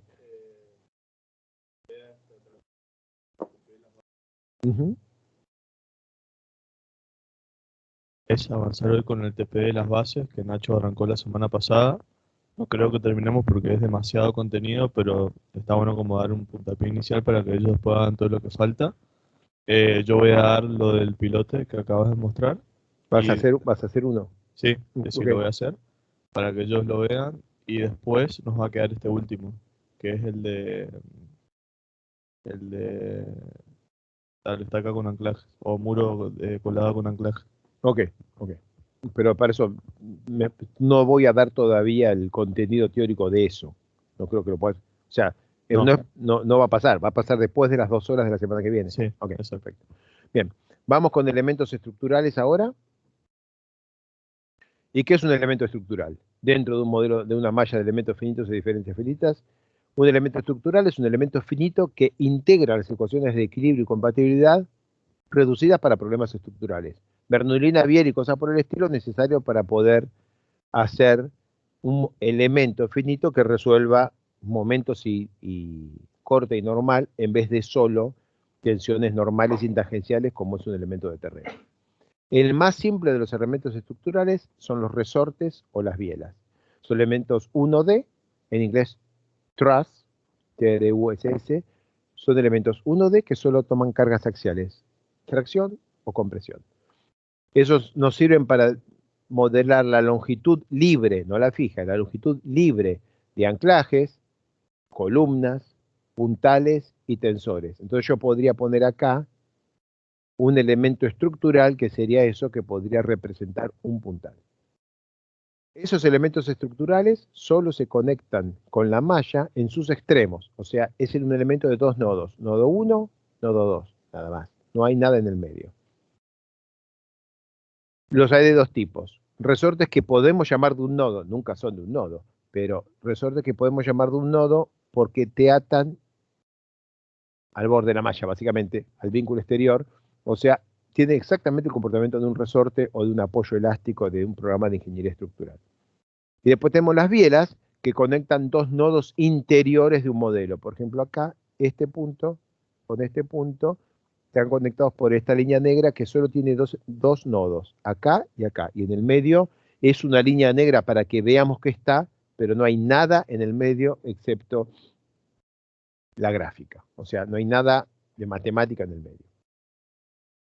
En el caso de los resortes y bielas, lo que necesitamos como dato de entrada es la rigidez E por A, la resistencia mínima y máxima, o sea, máxima compresión y de tracción, y si existe una resistencia residual.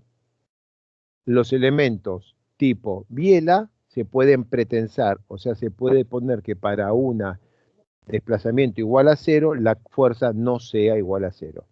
O sea, que este punto no pase por acá indica que este elemento de biela está pretensado con la carga N sub 0, que la podemos llamar carga de activación. Ahora, como estos son modelos 2D, si este es el elemento estructural de que estamos hablando, en un modelo 2D, esa raya, si fuera más que solamente el graficador, representaría un plano así que sale del plano del dibujo y sería una línea negra continua, o sea, un plano. No es eso lo que quieren representar.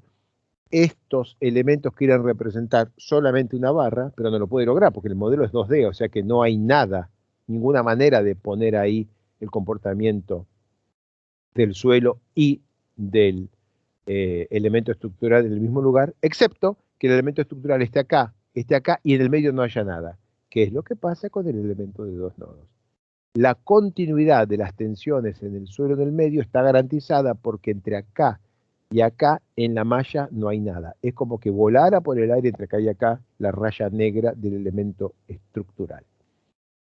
Muy diferente a eso son las membranas.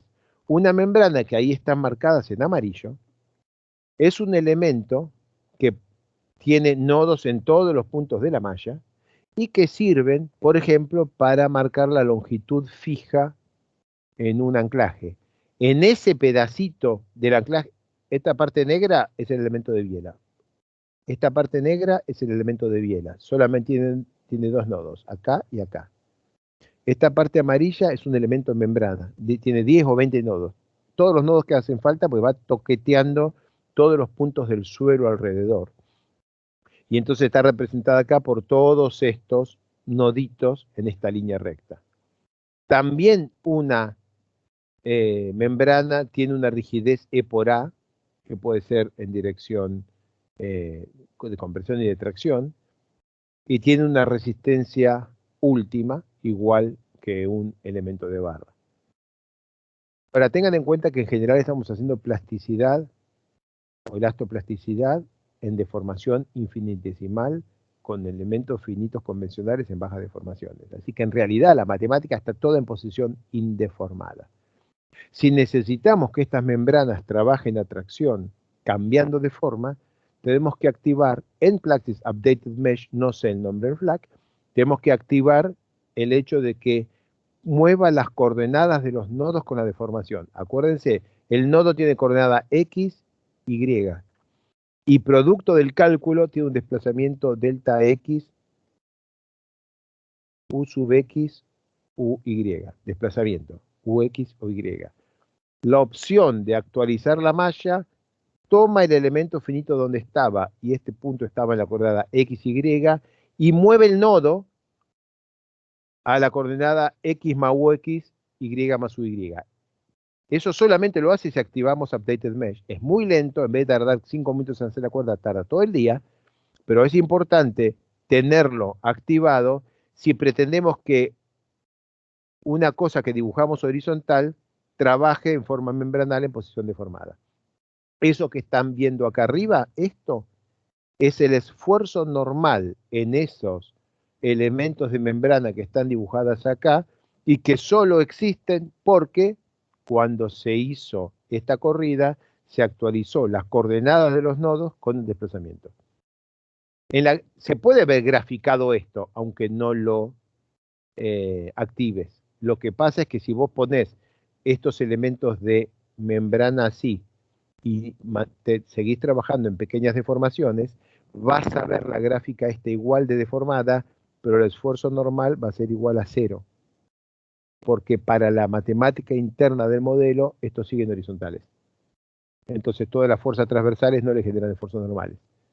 En cambio, si esto no es solo la posición deformada que muestra el graficador, sino también que se cambió la posición de los nodos, entonces ya la membrana no tiene más forma horizontal, tiene la forma de una tela doblada, con lo que se ve amarillo ahí en la pantalla, y ahora sí, toma esfuerzos normales.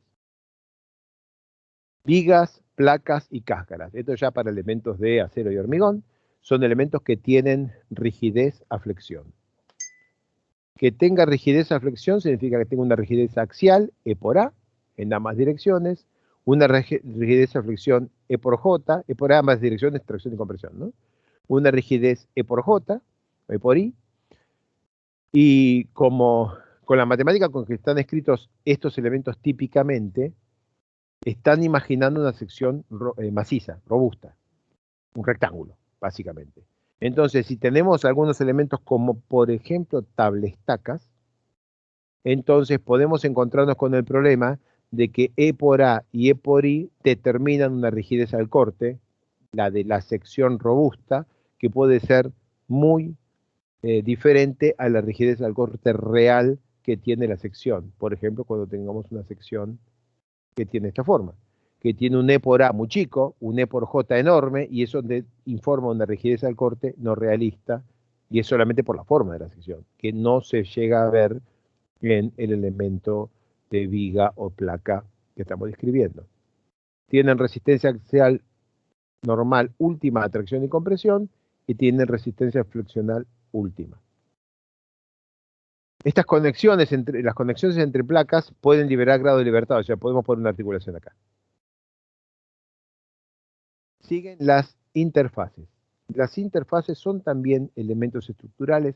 Su única función es el conectar una región de la malla con otra con más grados de libertad, asignando a la interfaz, al punto donde la estamos colocando, asignando propiedades que pueden ser las mismas que la del terreno que rodean o distintas. Entonces, si ustedes miran con detalle acá, van a encontrar que alrededor de la línea amarilla hay una línea grisecita. Esa línea grisecita puede tener esta es la línea amarilla, que ahora me quedo en roja con el lápiz, y esta línea grisecita son las interfaces. Y toda la interfase es como que tuviera, no es como tuviera, tiene duplicados los nodos y permite que en una misma posición geográfica dos nodos tengan algún desplazamiento relativo. Si el material si los parámetros materiales con los que calibramos la interfase son los mismos que los del relleno del terreno que tiene al lado, entonces no pasa nada, se ve como se ve acá un mapa de tensiones y deformaciones continuo que sigue, y lo único que hemos hecho es agregar más nodos, lo que mejora la calidad numérica del resultado. Pero a veces queremos representar una menor resistencia en el contacto entre, por ejemplo, una estructura y una interfaz. Entonces, quizás en esta pared vertical, lisa entre un muro y el suelo, ponemos un valor de reducción de la resistencia y rigidez de la interfaz. Hay que tener cuidado, voy a ver si puedo hablar un poquito más de cómo se pone un factor de reducción de resistencia y rigidez de la interfaz aquí. Eso es muy peligroso, lo vamos a ver en un rato. Bien. Esto que les voy a contar ahora parece que fuera como es, una sofisticación innecesaria. En Argentina lo es. En Buenos Aires lo es. Pero esto está presentado así con esta misma filmina en un curso en Holanda, donde lo que estoy por presentar es absolutamente clave. En Holanda tienen que hacer edificios en suelos que son extremadamente blandos. Entonces ocurre que vos vas a construir esto, que es, tengo suelo, voy a poner una placa de hormigón, tengo más suelo arriba, que eventualmente voy a excavar. Pero hago un modelo. Y lo que hago cuando hago el modelo es poner un elemento de placa a eje del otro elemento. Y le pongo el peso propio de ese elemento de placa. Si este elemento de placa fuera 1 metro, entonces le pongo el peso unitario del hormigón por 1 metro. Pero la realidad es que en la malla estoy agregando toda esa cantidad de suelo que no existe en la realidad porque está reemplazada por hormigón. Vos me dirás, 1 metro más de suelo, ¿qué te importa? Bueno, es la diferencia entre la vida y la muerte en algunos cálculos de asentamientos en lugares tan blandos como Ámsterdam. Y la cosa se complica, porque si estoy en esta etapa y voy a la siguiente etapa en la que produzco una excavación, en la realidad hago esto, pero en la malla estoy excavando también esa cantidad de suelo. Así que quité, cuando hago esta excavación, si quiero ser prolijo, tengo que aumentar el peso propio asignado al elemento estructural para compensar el suelo de más que excavé. No parece increíble, es importante, no es nada menor. 1 metro de suelo por 2 toneladas por metro cúbico son 2 toneladas por metro cuadrado. Hay veces que la capacidad portante es 6 toneladas por metro cuadrado, estamos hablando de 1/3 de lo que podés manejar. Las interfaces generan cosas interesantes. Acá nos tocó en un proyecto para esto era un chancador en Perú, en el que estábamos construyendo, era un muro de tierra armada que tiene un montón de interfaces así y unos 40 metros de altura, creo, una cosa por el estilo. Y bueno, entonces acá si haces un zoom vas a encontrar que hay una capita, pones una interfaz para el elemento de tracción que sostiene esta pared, pones otra capita, pones otra interfaz y así vas para arriba. Y cuando pones 40 interfaces y arrancás, el asentamiento, si no considero interfaces, es de 72 centímetros, y el asentamiento solo por prender las interfaces que puse con las mismas propiedades del suelo, pero las puse para que tenga mejor capacidad de modelar la resistencia a la tracción de los anclajes de la tierra armada, por poner las interfaces el asentamiento sale de 72 a 97 centímetros. ¿Qué es lo que se achicó 27 centímetros, 25 centímetros más? Es que voy para atrás, que cada una de las interfaces tiene una especie de espesor virtual, y ese espesor virtual es muy chiquitito, serán 15 centímetros. Pero cuando pones 40, 15 centímetros por 40 son 6 metros. Así que esto se asentó como si fuera 6 metros más alto de lo que es en realidad. Si no quieren que esto se pase, tenés que controlar el espesor virtual compresible o ponerle a la interfase un módulo de rigidez, no de resistencia, un módulo de rigidez mucho más alto que el realista. Van a tener que parir para que converja, pero si logran que converja, va a tener menos del efecto de compresibilidad.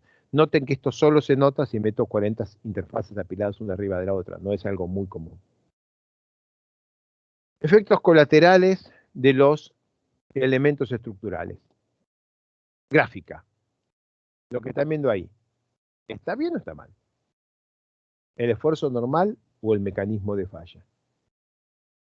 Ahí tienen que notar, y ahí dibujamos superpuestos los esfuerzos normales en los elementos estructurales, que por haber querido modelar cada una de las bases del edificio que había al lado de una excavación, pusimos una placa, y esa placa es la que representa la base, tiene la carga del edificio arriba, pero esa placa en sí misma es un material que tiene resistencia y rigidez.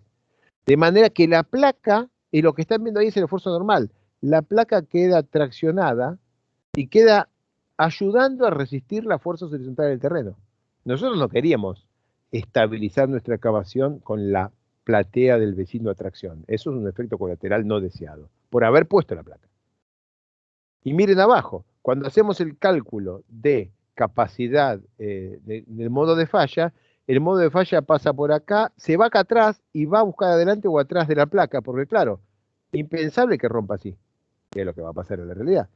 Impensable que rompa así porque hemos puesto una placa que, acuérdense, por ser un modelo 2D, es infinita para adelante y para atrás, es elástica y constituye un refuerzo gigantesco que no creo que hubiéramos querido poner a propósito en nuestro modelo. ¿Cómo lo podemos arreglar? ¿Necesitamos la placa? ¿No podemos poner solamente la carga que representa el edificio? Si necesitamos la placa, podemos poner una interfase de baja fricción acá, producir la fricción en ese plano, pero no en este. Pero sí en este, arriba, sí en este.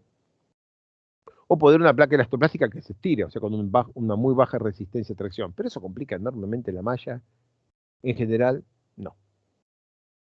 Otra cosa que tenemos que tener en cuenta es la matemática interna de los elementos que estamos usando. Acá les recuerdo el problema del bloqueo de los que puede ocurrir en los elementos finitos si elegimos mal el elemento finito que vamos a usar para nuestro análisis. Este es un caso clásico, está en el libro Debate 1996, y esto es mucho más viejo que 1996, pero ahí está muy bien explicado. Y entonces aquí tenemos una viga en cantilever que tiene 10 elementos de 2 nodos cada uno, y esos son elementos que, elegidos a propósito para el ejemplo, tienen una interpolación lineal de los desplazamientos, que tiene esta ecuación, ¿ok? El desplazamiento, si yo tengo un elemento de 2 nodos, el desplazamiento en este punto intermedio es el desplazamiento acá, más el desplazamiento acá, interpolado linealmente. El desplazamiento del medio es lineal. Pero no solo el desplazamiento, también el momento, también la rotación, ¿está? Bien. Entonces, si esta es la función de desplazamiento, el giro que es la derivada del desplazamiento respecto de X,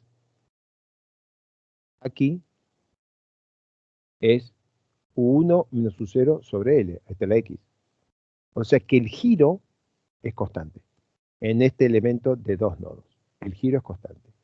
Y como tengo esta cosa empotrada, empiezo por la izquierda, empotro, y tengo esto así. Primer elemento. Ese primer elemento es un elemento que tiene desplazamiento lineal, giro constante. ¿Cuánto gira este punto? Que ha empotrado ahí. No gira. Como este no gira y el giro de la matemática es constante, este no gira. Los dos tienen giro cero. Y como no gira, esto tiene cero y esto tiene cero, esto quedó horizontal. Y ahora a este le ato otro, que sigue horizontal, y entonces me encuentro con que el desplazamiento hacia abajo de esta viga en ménsula, que puede ser muy larga, vos ponés 100 elementos y la longitud del elemento es igual a la altura, o sea, son elementos así de gordos y finitos y cortitos, y todavía el asentamiento que tenés es una fracción del asentamiento que tiene ecuación, como es matemática, solución analítica, ¿no? Y necesitas meter 1000 elementos en una ménsula que capaz que tiene 2 metros largo, 1000 elementos para llegar a una solución razonablemente correcta. Y es solamente porque va forzando error numérico hasta que llegas a la solución correcta. Hay muchos tipos de elementos estructurales que tienen esta forma. No todos sirven para todo. Tenemos que tener mucho cuidado y hasta que sepamos muy bien qué es lo que estamos usando en cada caso, tenemos que hacer estos ejercicios. Hacer humildemente el ejercicio de la ménsula, hacer humildemente el ejercicio de la viga. Otro punto de precaución es que en las barras, en los elementos de barra típico que te piden un esfuerzo normal último, atracción y acompresión, y un momento último, y el diagrama de interacción asumido es el diagrama de interacción que está en color colorado. La realidad es que una estructura de hormigón tiene el diagrama de interacción para una cierta cuantía que está en color verde. Entonces, si queremos diseñar una sección de hormigón y no decir disparates, vamos a necesitar saber de qué estamos hablando. Es algo que vas a trabajar esencialmente a compresión, entonces queremos poner el N de plastificación correcto y un momento de plastificación bien alto para que ande bien por acá. ¿Va a ser como una tablestaca que trabaja esencialmente a flexión? Ok.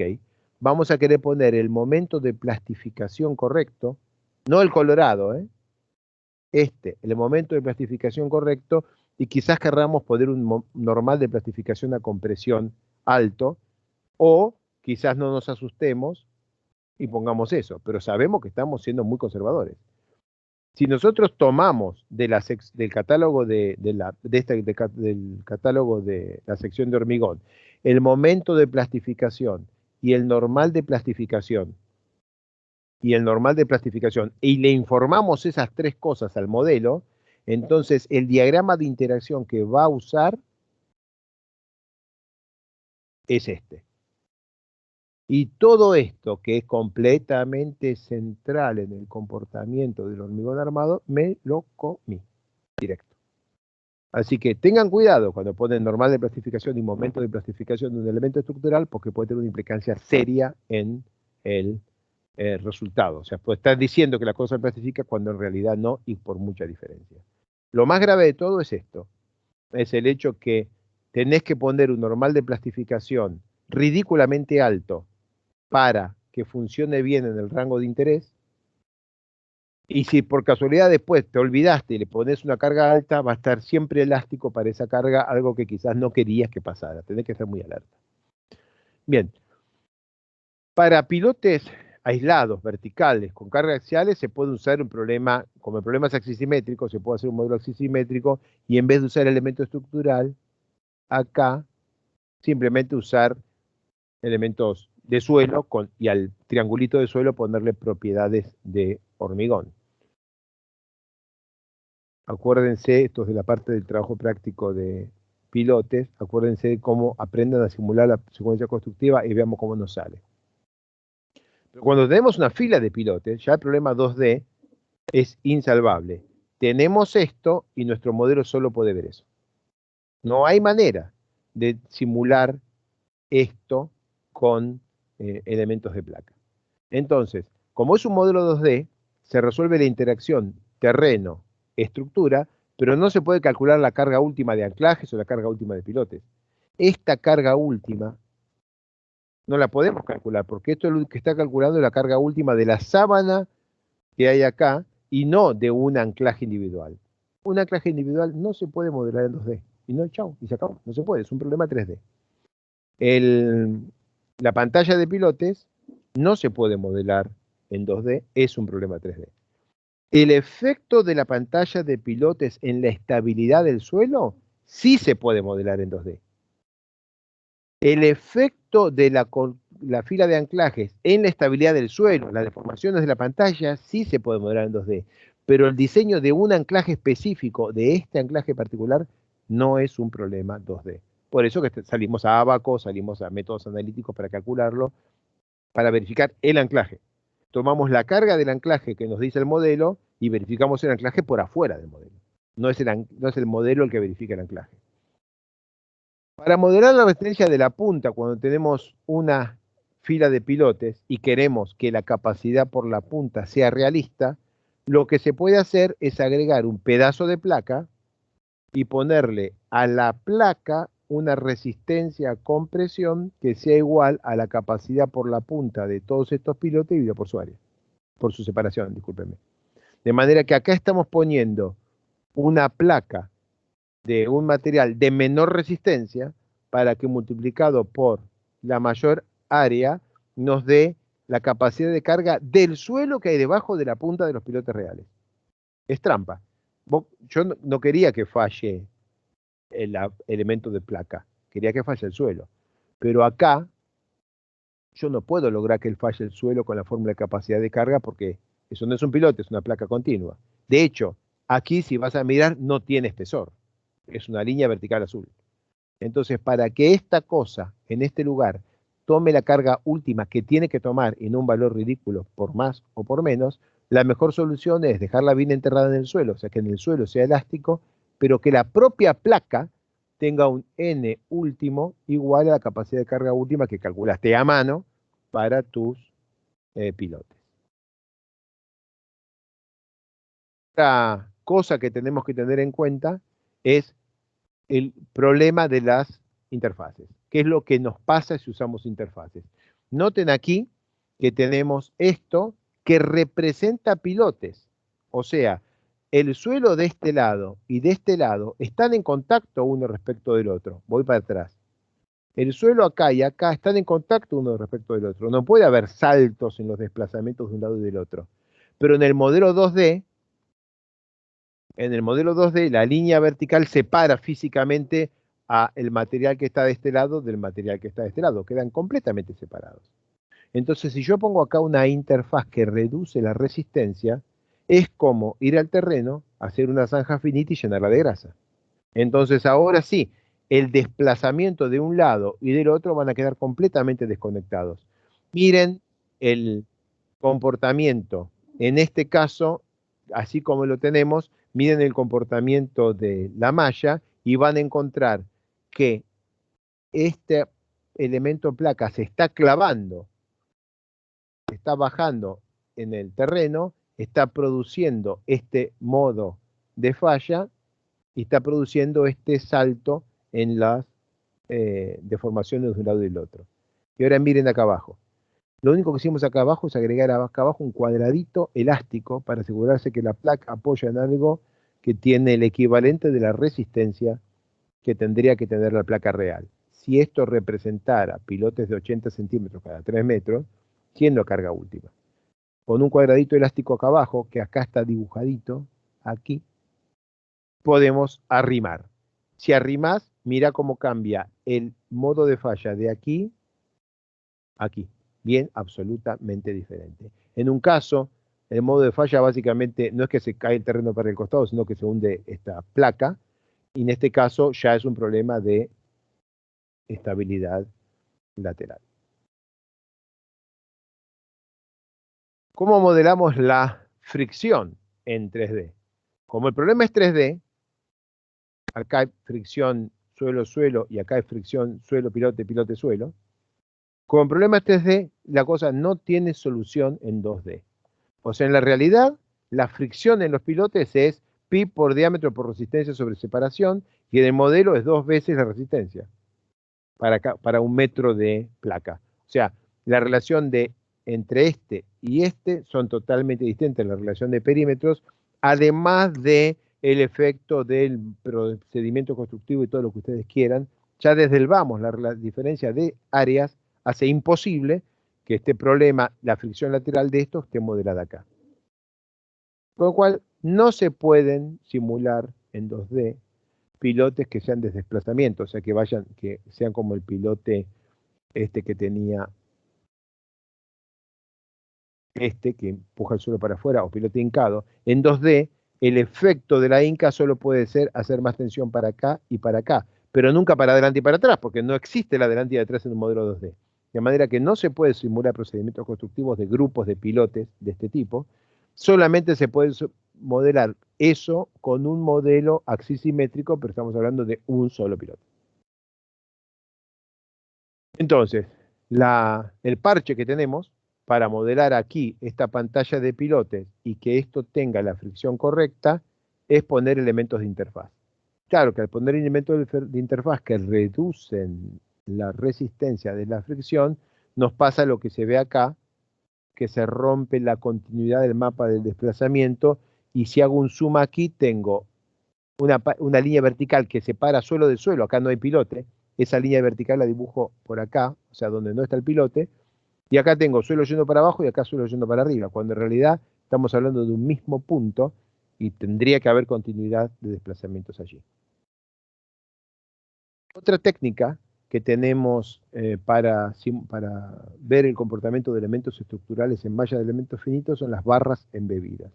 Las barras embebidas son diferentes de los elementos placa, porque los nodos no están condensados rígidamente al terreno, sino a través de elementos biela.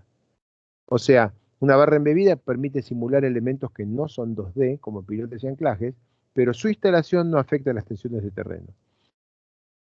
Se conecta con la malla 2D en uno de los extremos, empotrado, articulado o libre, pero en el medio se conecta a través de resortes con el resto de la con el resto de la malla.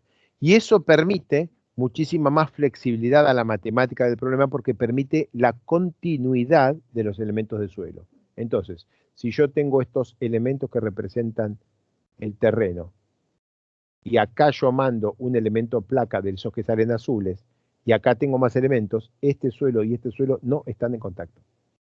En el medio, esto colorado es un elemento de placa. Necesito aclarar esto, así que vamos a hacer un elemento de placa del color que salen los elementos de placa.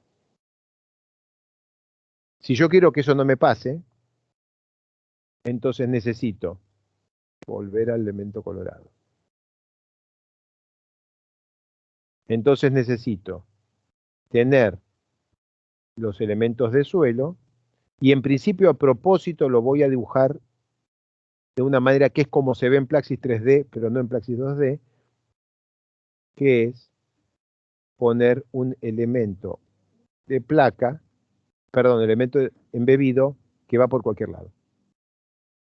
El elemento embebido va por cualquier lado, no necesariamente nodo contra nodo, y está atado, esta cosa que está como si fuera por arriba de la malla, está atado al de abajo mediante resortes. Pero este elemento que voy a pintar ahora y este otro elemento siguen tocándose entre sí, suelo con suelo.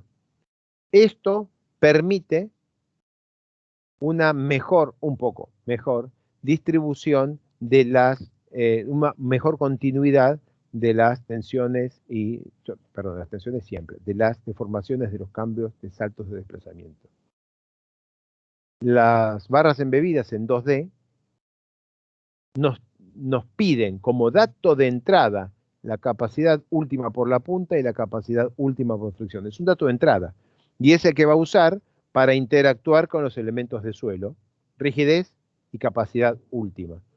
Y la carga en la punta termina transmitiéndose al terreno a través de un clúster elástico, o sea que cuando pones un elementito de estos, aparece solito un cuadradito elástico ahí abajo.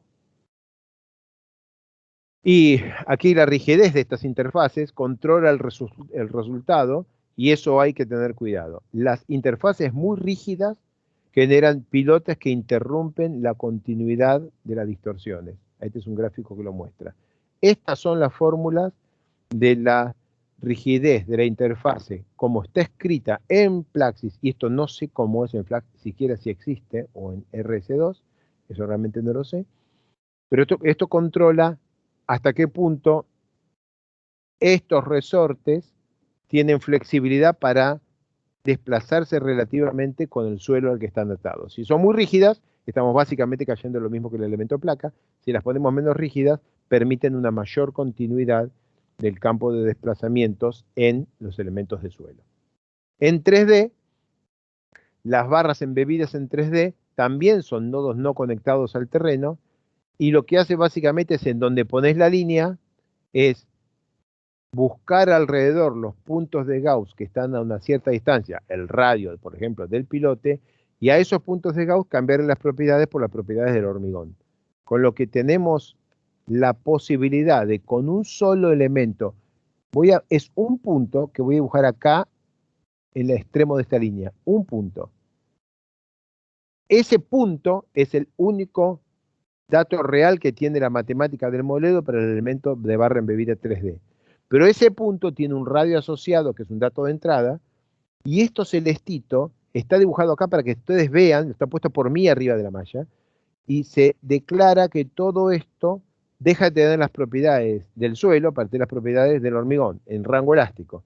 Y entonces, cuando vos a esa cosa le pones una fuerza en esta dirección, genera el azul con el azul no sirve, pero acá sirve, generan este patrón de desplazamiento alrededor del pilote. ¿Es alrededor del pilote? Bueno, alrededor es este punto que no tiene espesor, representa el elemento de barra embebida. Esta zona quedó cambiada sus propiedades a las propiedades de hormigón, y ahora cuando empujo para allá, es esto que es parte de la malla de suelo, pero que ahora tiene propiedades de hormigón, que produce este campo de desplazamiento alrededor. Aquí tienen un gráfico muy lindo que muestra un problema que tuvimos hace un tiempo en un muelle real que fue construido, en el cual tenemos eso colorado, son elementos estructurales 3D. Esto que está abajo son pilotes embebidos. Esto que está acá es barra embebida, embedded bars. Y en el medio acá y aquí hay elementos placas, y esto que está acá en negro representa, también con elementos placas, representan las vigas.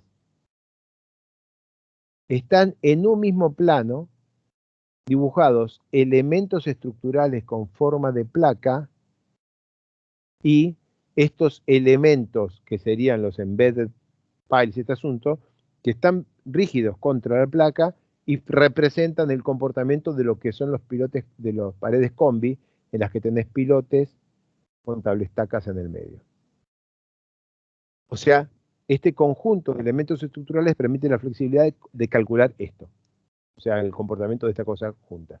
Y noten que estos elementos aquí inclinados se inclinan muy fácilmente porque son embedded rows, embedded beams. O sea, pueden ir inclinados con poco dolor. Última filmina. Hagan esto. Háganlo una vez. No es nada difícil de hacer una mallita de elementos finitos. Hacen un elemento, van a tener que hacer un cuadradito de suelo, ponerle en el cuadradito de suelo la viga acá arriba, después apagan el suelo para que la viga quede en el aire, y construyen en dos etapas. Primera etapa, calculan una viga en el aire con un elemento estructural y comprueban que da P por L sobre 4, ojalá que sea así. Después hacen el ejercicio de calcular primero esta le pongo la carga, lo tengo que hacer más abajo. Primero esta le pongo la carga, cuando la carga está puesta, prendo esta, le pongo la carga y veo que me da este diagrama de momentos. Y hago después, prendo las dos a la vez, pongo las dos a la vez y vemos que me da este diagrama de momentos y recordamos que aún para elementos estructurales, pequeñas deformaciones y elasticidad lineal, las solicitaciones dependen de la secuencia constructiva. Fin por hoy. Entiendo que es un gran momento para dejarlos descansar un ratito, son 7 menos 10, así ustedes tienen un poquitito más de tiempo para la práctica. Fíjate si hay alguien consulta alguna cosa o está todo dormidos. Hablé 2 horas seguidas, ni una pregunta. Bueno, vos me hiciste una pregunta. Bueno, ojalá que haya quedado bien grabado este asunto y que quede para la posteridad, porque hoy me voy con 0 consultas. Les agradezco a todo el mundo. Vamos en descanso, son 7 menos 10, hasta 7 y 5, algo por el estilo. Y retomamos con la parte práctica. Vayan mandando los correos a la gente que se tiene que ir conectando a las computadoras, por favor. Y esto era para acá. Voy acá. Tengo la grabación.